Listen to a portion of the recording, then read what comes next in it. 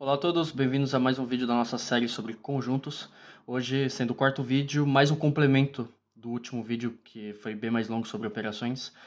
Esse vídeo vem aqui agregar um pouco essa noção, mas para outros tipos de objetos. Na verdade, continuam sendo conjuntos, mas agora a gente vai falar de uma família de subconjuntos. O interesse da teoria dos conjuntos é a gente conseguir, de uma maneira simples e mais rápida, mais eficaz, trabalhar com um certo número de conjuntos. Por enquanto, estou falando de um número finito, né? Um número não infinito de conjuntos, mas existe uma noção também, mas que eu irei falar no futuro, né? Então, é um vídeo mais complemento, onde eu vou apresentar notações, algumas anotações, e eu vou demonstrar os 4 resultados que eu falei do último vídeo, né, que já estava bem longo por si só. Nesse vídeo eu vou demonstrar elas, que são bem rápidas e bem simples. Ok, vamos falar um pouquinho sobre a união primeiro. Né? No último vídeo eu expliquei o que era a união, né, que no símbolo lógico seria o ou. Né? Então A união B seria elementos que pertencem a A ou B. Né? Temos uma notação que, no caso, é a mesma, só que um pouquinho diferente, que é o U um pouquinho maior. Quando estamos falando de um conjunto, né, uma família de subconjuntos, por exemplo, né, em vez de ficar fazendo vários pequenos U's, a gente faz um grande U e nota como se fosse uma soma ou um produto. Né? Então, quando a gente fala de uma união de uma família de subconjuntos, a gente anota um grande U assim, com um I pertencendo a um intervalo I, né? Ou seja, seria a enumeração dessas uniões, e a índice I. Né? Então seria a união de vários subconjuntos A, seria a união de A1, A2, A3, dependendo do seu intervalo I. Isso significa o quê? Bom, a notação muda um pouco, mas a definição não muda nada. Então seria um X, tal que existe um I que pertence a I, que X pertence a I. Ou seja, nessa união de vários subconjuntos, existe um deles, né, existe um I, onde o X pertence. Isso é lógico quando a gente fala que X pertence a A1 ou A2 ou A3. Né, então esse símbolo existe, é que em algum deles, X pertence a somente um deles. Né? E a mesma coisa com a interseção, só que ao contrário, né, seria o grande U ao contrário, com I pertencendo a grande I, de AI. Só que a diferença com a união é que a interseção seria o símbolo lógico E. Né? Então, a interseção B seria x pertence a A e B. Né? Então, seria um x tal que para todo I pertencente a I, x pertence a I. Ou seja, A1 interseção A2 interseção A3, x pertence a todos, né? Porque x pertence a A1 e A2 e A3. Então, é por isso que para todo I existe um x que pertence a I. Da mesma maneira que no último vídeo, a anotação com o grande U ao quadrado existe também quando a gente fala de uma família de subconjuntos, tá? Essa notação, caso vocês não se lembrem ou vocês não viram o último vídeo, simplesmente significa a união da mesma forma, da mesma lógica, então seria um x tal que existe um i pertencente a i, etc. Só que a diferença é que aqui já está já sabemos que os conjuntos são disjuntos 2 a 2 que a gente fala, né? Então, são vários conjuntos mas separados, não existe interseção entre eles, a interseção dos AIs é o conjunto vazio, né? Para não importa que AI.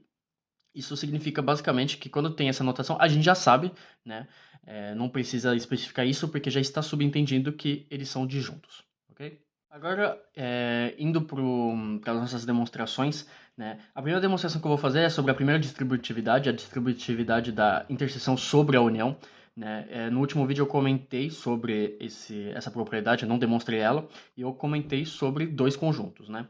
No caso 3, mas agora iremos falar sobre uma família de subconjuntos, então a notação fica um pouquinho mais compacta, mas tem muito mais informação porque a gente possui muitos mais conjuntos, ok? Se vocês lembram, no primeiro vídeo sobre a teoria intuitiva dos conjuntos, eu falo sobre uma maneira de provar uma igualdade entre dois conjuntos, que é o princípio da dupla inclusão.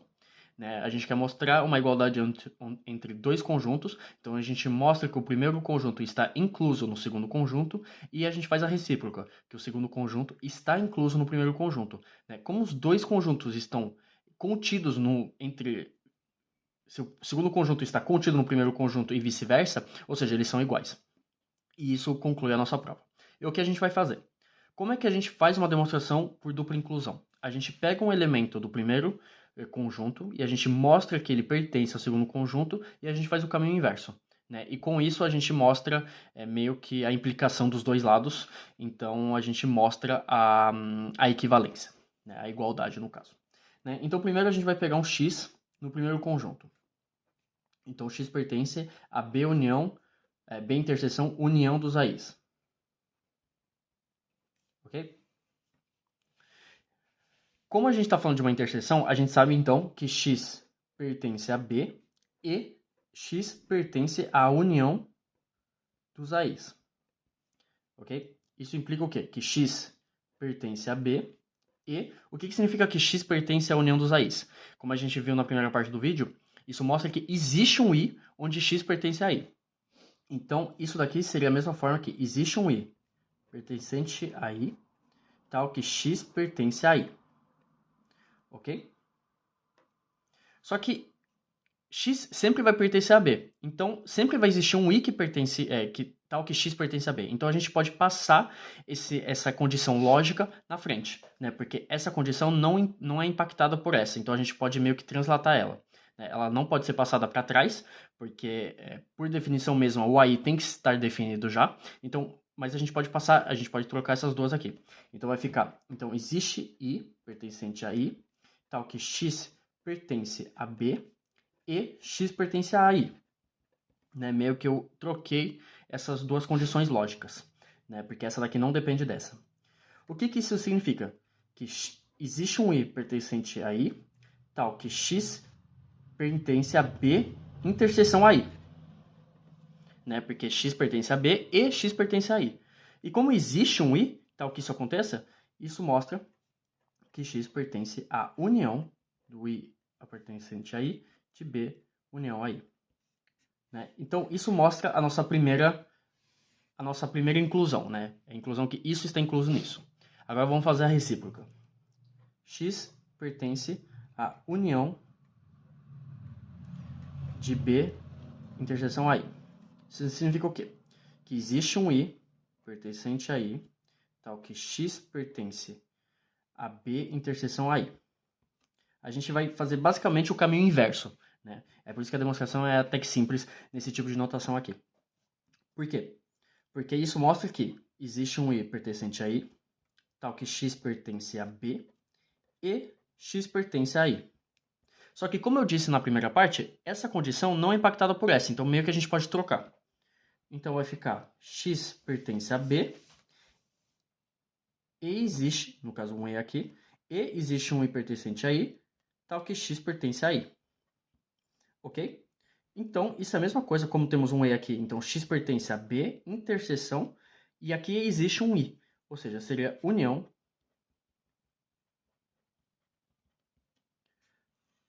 Então, temos o nosso resultado, ok? Então, mostramos que isso daqui está incluso em isso daqui. Nossa, eu escrevi... Nossa, perdão. União dos AIs aqui.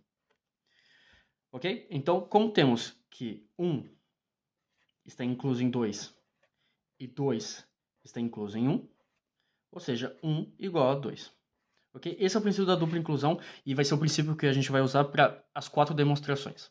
Aqui no segundo lado eu vou mostrar ainda uma distributividade. Agora vai ser a distributividade da união sobre a interseção. Então a gente vai proceder da mesma maneira. Então x pertence a B união interseções de AI. Ok? Isso significa o quê? Que x pertence a B ou x pertence à interseção de AI. Isso implica que x pertence a B ou, no caso, como temos uma interseção, não seria mais um existe, seria para todo I. Ou para todo I pertencente a I, x pertence a I. Da mesma maneira que a demonstração anterior, a gente pode trocar esses dois, né? Porque essa condição aqui não depende de I.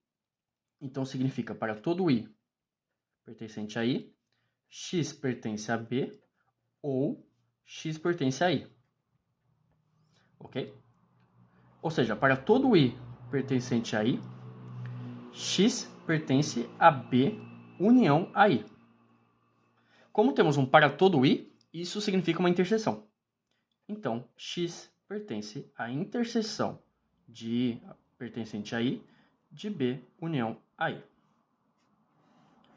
Então, aqui temos a nossa primeira inclusão. Vamos fazer a segunda com o mesmo princípio. São demonstrações pequenas, fáceis, mas são muito